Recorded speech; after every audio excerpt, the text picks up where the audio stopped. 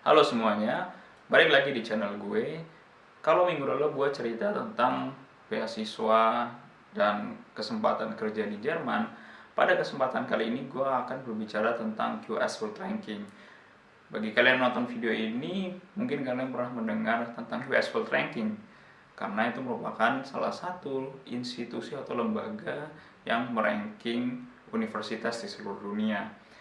Pada kesempatan kali ini, gue akan membagi video ini dalam beberapa parts. Yang pertama, gue akan ngomongin tentang lembaga rankingan universitas. Habis itu ngomongin juga di chapter berikutnya tentang QS World Ranking, apa aja kriteria yang mereka pakai. Dan habis itu gue juga akan ngomongin tentang bagaimana kriteria-kriteria itu bisa di-abuse untuk menaikkan ranking universitas-universitas di dunia, terutama di Amerika contohnya. Oke, kita masuk ke bagian pertama, yaitu tentang lembaga perankingan. Jadi, lembaga perankingan universitas di dunia itu ada beberapa, dan mereka punya kriteria masing-masing, tapi yang terkenal biasanya yang orang selalu lihat itu QS dan THE. Kenapa ini gue angkat menjadi topik yang penting? Karena ini juga menjadi hal yang dilihat oleh lembaga pemberi beasiswa, contohnya LPDP, ketika akan menentukan universitas mana yang akan disupport untuk supaya anak-anak Indonesia bisa sekolah di sana. Masalahnya adalah kadang-kadang kita terlalu percaya dengan institusi yang melakukan perankingan seperti ini, contohnya QS, tanpa kita tahu apa sebenarnya yang menurut QS itu penting sehingga suatu universitas bisa dikategorikan sebagai universitas dengan peringkat misalnya 10 besar dunia atau 20 besar dunia. Kita langsung masuk ke bagian berikutnya, yaitu tentang kriteria apa aja yang dipilih oleh QS untuk meranking universitas. Ada beberapa dan gue akan sebutkan juga presentasinya. Yang pertama adalah 5% dari keseluruhan nilai itu didapatkan dari jumlah international students. Jadi 5% adalah jumlah dari international students. 5% berikutnya adalah jumlah dari international faculty member. Sudah 10% tuh. Lalu 20% berikutnya adalah jumlah citasi dari paper yang diterbitkan di fakultas di universitas tersebut. Itu 20%. Jadi udah 30% semuanya. Lalu 40% itu adalah academic reputation, itu 40% nilainya. Dan yang terakhir, 10% terakhir adalah employability rate, jadi total 100%.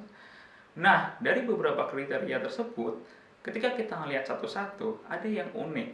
Contohnya, ini kita masuk ke bagian berikutnya, yaitu gimana cara mengabuse kriteria-kriteria ini untuk membuat sebuah universitas rankingnya jauh lebih bagus. Contohnya, international students. Banyak universitas di Amerika yang mahasiswanya itu dari Cina, karena seperti gue sendiri, orang tua gue juga melihat bahwa ketika anaknya sudah di overseas itu mendapatkan prestis, mendapatkan sesuatu yang bagus, pengalaman di luar negeri. Oleh karena itu, Cina sebagai negara yang sedang menjadi negara adidaya banyak mengirim mahasiswanya ke Amerika. Makanya di Amerika banyak sekali universitas-universitas yang meskipun nggak terkenal tapi banyak mahasiswa internasionalnya. Dan menurut QS, dengan kriteria ini mereka bisa cek 5% kriteria tadi itu ya. Jadi satu itu. Yang kedua adalah international faculty member. Ketika kita bicara tentang diversity, tentang banyaknya international faculty member, seberapa diverse faculty member, apakah itu equals dengan quality dari fakultas yang ada di universitas tersebut? Lagi-lagi itu debatable, ya nggak? Bisa aja diverse, bisa aja banyak orang luarnya, tapi ternyata itu fakultasnya ternyata nggak terlalu bagus, atau karena justru banyak international faculty membernya, ketika dia melakukan teaching, karena banyak asdos yang dari orang luar, bahasanya tidak sempurna sehingga mahasiswa yang mendengarkan juga pemahaman jadi terganggu, ya nggak? Nah, sudah 10% dari kriteria yang menurut gua itu bisa dimain-mainin.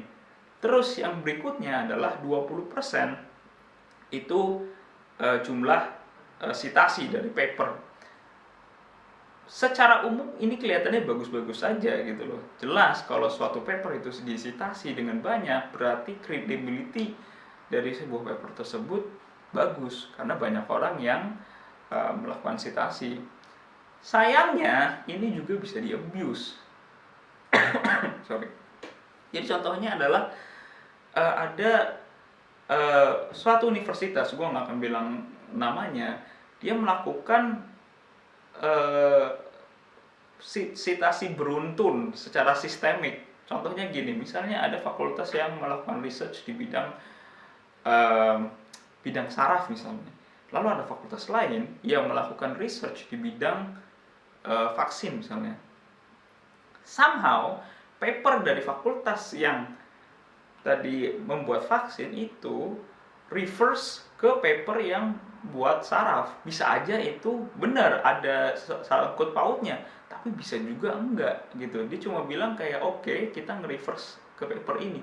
Dan kalau hal yang sama dilakukan sistemik di satu universitas itu, jadi setiap fakultas bisa ngesitasi reverse to paper yang buat fakultas lain, tentu saja jumlah citasinya jadi banyak. Dan kalau jumlah citasinya banyak, rankingnya pasti akan bagus juga gitu. Informasi yang nggak gue dapetin adalah apakah citasi ini harus misalnya terdaftar di Scopus Index, misalnya harus Q1 atau enggak, itu gue nggak tahu. Dan kalau kalian punya informasi itu bisa kasih pendapat di kolom komentar. Tapi menurut gue ini sesuatu yang bisa di-abuse tadi. Oke, kita sudah masuk ke citasi. Selanjutnya kita masuk ke 40%, yaitu academic kalau bahasa Jermannya Guten Ruf, akademik reputasi akademik gitu. Dan yang menariknya adalah bagaimana Anda melihat reputasi akademik. Banyak faktornya, tapi salah satunya lagi adalah ranking universitas itu juga, iya enggak? Jadi ini ada loop di sini, ya. Salah satu kriterianya adalah academic reputability. Cara ngelihatnya adalah dengan ranking tadi. Jadi apa ya? Ini jadi kocak gitu. Walaupun tentu saja banyak faktor lain yang menentukan academic reputability sebuah universitas. Itu 40% gede loh. Jadi artinya ranking universitas menurut QS menentukan academic reputability-nya juga. Selanjutnya yang menarik lagi adalah employability. Sekarang gini, misalnya gue anak TU Berlin, gue punya skill yang sama dengan seorang mahasiswa yang keluar dari Harvard University. Harvard rankingnya 10 besar, TU Berlin enggak 10 besar dunia. Dengan yang skill yang sama, kalau lu sebagai employer, lu pilih mana? Gue atau orang yang keluar dari Harvard? Tentu saja orang dari Harvard. Sekaligus lu bisa jual nama Harvardnya. Lu bisa bilang, hey, di bisnis gue karyawan-karyawannya adalah lulusan Harvard, ya enggak? Jadi itu loop lagi ke ranking universitas tadi, iya enggak? Yang terakhir 20% terakhir adalah sudah ya, coba kita lihat tadi kita urutin. International student kita udah bahas, faculty member udah bahas. 20% terakhir adalah ini yang paling penting menurut gua, jumlah pengajar dan mahasiswa di dalam satu kelas. Menurut gue gini, kalau kita bicara tentang kuliah ya, ada kadang dosen-dosen bagus yang mahasiswanya banyak karena simply dosennya bagus gitu, akhirnya kelasnya gede. Tapi kan karena itu bagus gitu. Tapi menurut QS semakin kecil itu lu bisa belajar semakin baik. Tapi ini bisa di-abuse dengan apa? Ya udah, ini universitas nggak terkenal, dia hire aja banyak dosen ya kan, nggak tahu bagus enggak, yang penting satu kelas isinya cuma 20 orang. Dan kalau itu dilakukan, ya nilai lu sebagai universitas 20% akan ngalahkan misalnya universitas gua yang satu horsa misalnya 1000 orang, tapi karena memang profesornya bagus gitu. Iya enggak? Jadi itulah kenapa banyak banget universitas-universitas yang kadang nggak terkenal, tapi tiba-tiba loh kok ininya bagus banget ranking di US-nya gitu.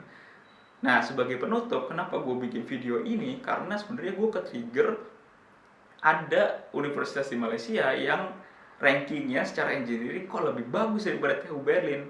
Kalau nggak secara engineering, kayaknya secara overall gitu. Makanya gue bikin video ini. Bisa aja memang lebih bagus, Cuman oleh karena itu gue menjadi kritis tentang apa yang dilihat US sebenarnya. Itu aja, sekian dari gue, terima kasih.